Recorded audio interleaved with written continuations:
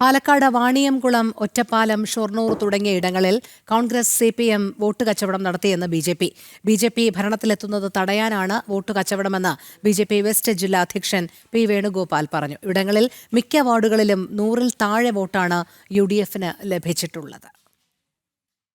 തദ്ദേശ സ്വയംഭരണ തെരഞ്ഞെടുപ്പ് കഴിഞ്ഞ് വാർഡുകൾ തിരിച്ചുള്ള കണക്കുകൾ വിശദമായി പരിശോധിച്ചപ്പോഴാണ് പാലക്കാട് വെസ്റ്റ് ജില്ലയിൽ BJP അധികാരത്തിലെത്താൻ സാധ്യതയുണ്ടായിരുന്ന തദ്ദേശ സ്ഥാപനങ്ങളിൽ കോൺഗ്രസ് വോട്ട് ഗണ്യമായി കുറഞ്ഞതായി കണ്ടെത്തിയിരിക്കുന്നത്.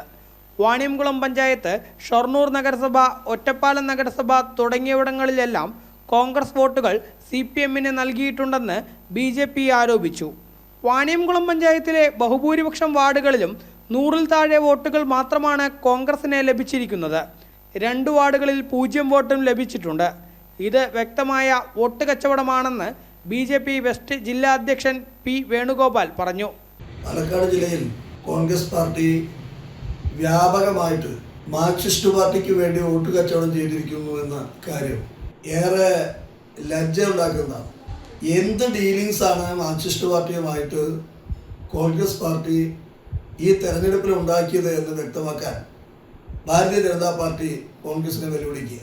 ഈ കഴിഞ്ഞ തെരഞ്ഞെടുപ്പിൽ ഒറ്റപ്പാലത്തും വാണിയംകുളത്തും ഷൊർണൂരുമല്ല കോൺഗ്രസിന്റെ വോട്ടുകൾ എവിടേക്കാണ് പോയത് എന്നും അവർ പറയേണ്ടതായിട്ടുണ്ട്. ഒറ്റപ്പാലം ബ്ലോക്ക് പഞ്ചായത്തിൽ 2 ബ്ലോക്ക് ഡിവിഷനിൽ കോൺഗ്രസിന് സ്ഥാനാർത്ഥി ഉണ്ടായിട്ടില്ല, UDFന് സ്ഥാനാർത്ഥി ഉണ്ടായിട്ടില്ല.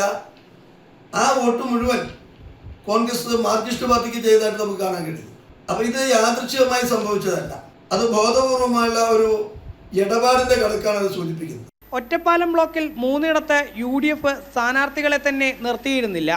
എന്നാൽ CPM കോൺഗ്രസ് വോട്ട് കച്ചവടത്തെ മറികടന്നാണ് വാണിയംകുളത്തായാലും ഷൊർണൂരിലും ഒറ്റപ്പാലത്തുമെല്ലാം BJP നില മെച്ചപ്പെടുത്തി പ്രധാന പ്രതിപക്ഷമായിരിക്കുന്നതെന്നും ഇടത് വലതു മുന്നണികളുടെ അഡ്ജസ്റ്റ്മെന്റ് രാഷ്ട്രീയം പൊതുജനം തിരിച്ചറിയുന്നുണ്ടെന്നും P. വേണുഗോപാൽ പറഞ്ഞു.